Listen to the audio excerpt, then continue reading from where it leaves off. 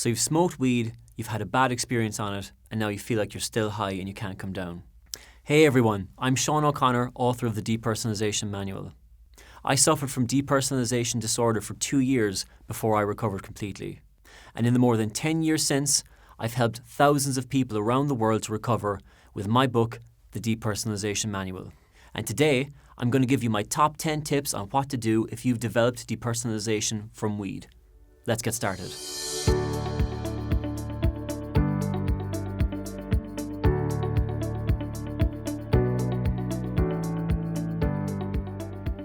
Drug-induced depersonalization disorder is very common, and as stronger strains become available, depersonalization from weed is becoming incredibly frequent. The most common situation is that you've had a bad experience or a panic attack while smoking weed, and now you feel like you're still high and you can't come down. You feel unreal or cut off from reality.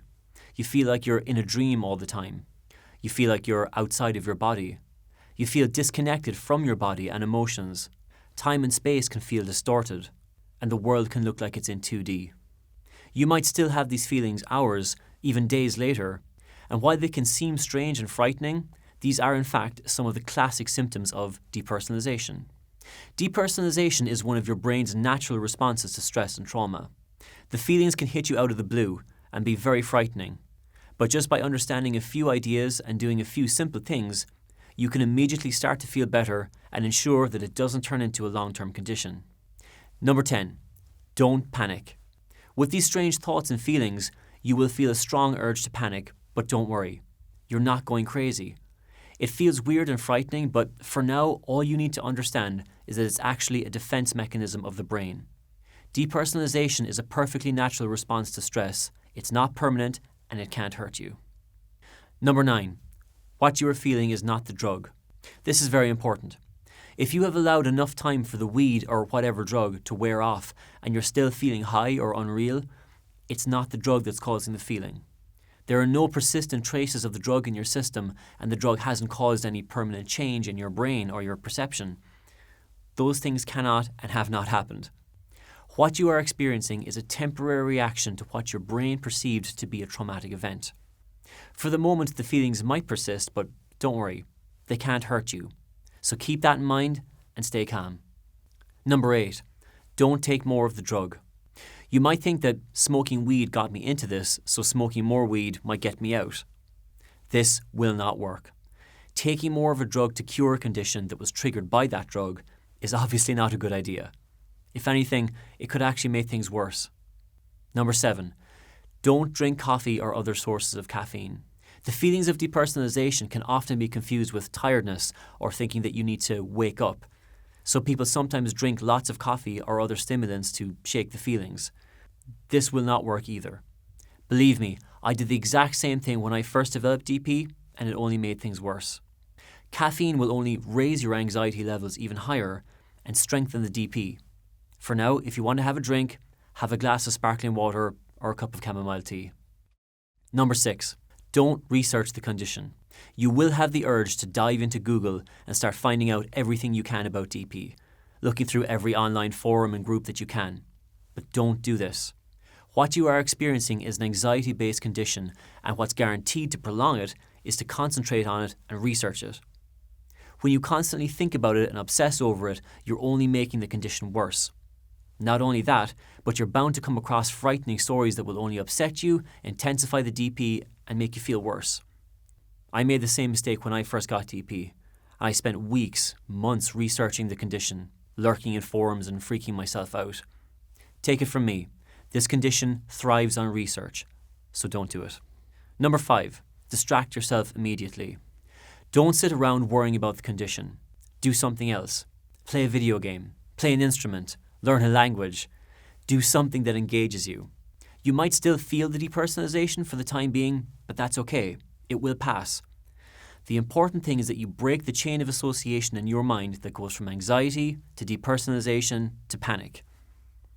What's the best way to do this right now? By staying distracted. Number 4, be patient. Depersonalization is your body's natural response to intense anxiety.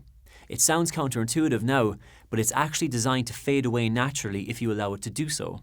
If you become frightened and panicked that it's not going away right now, that will just raise your anxiety levels and make the feelings of DP worse. The best thing that you can do is to be patient. Accept that it's there for the moment, but don't focus on it. Stay occupied. Keep yourself busy. Number 3, depersonalization is always the same.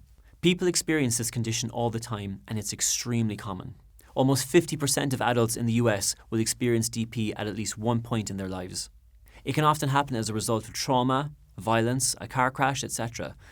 Most people get it for a few minutes at a time, ignore it, and it goes away naturally.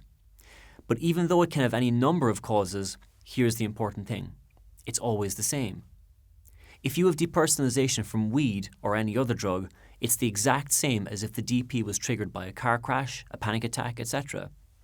Depersonalization and derealization from weed or any other drug are not a different type of condition. There's nothing special or different about it, and the methods to deal with it are exactly the same. Number 2, don't feel guilty. This is not your fault. You didn't cause this to happen. Don't get hung up on whether it was that one joint or one last drag that did it. Yes, the drug can trigger it, but DP is an anxiety-based condition. You haven't permanently changed or damaged your brain or anything remotely like that. You're not in danger, you're not going crazy, and this is not your fault. And number 1, you're safe. Remember, you are safe. Depersonalization and derealization, whether they've been caused by drugs or anything else, can't hurt you. Not only that, but the feelings are actually there to protect you. They're your brain's natural reaction to intense stress and anxiety. And though DP may not be as well known as, say, generalized anxiety disorder or OCD, it's still extremely common. So don't worry, you're not alone. DP can't hurt you. It won't turn into any other type of condition, and you haven't done any permanent damage to yourself.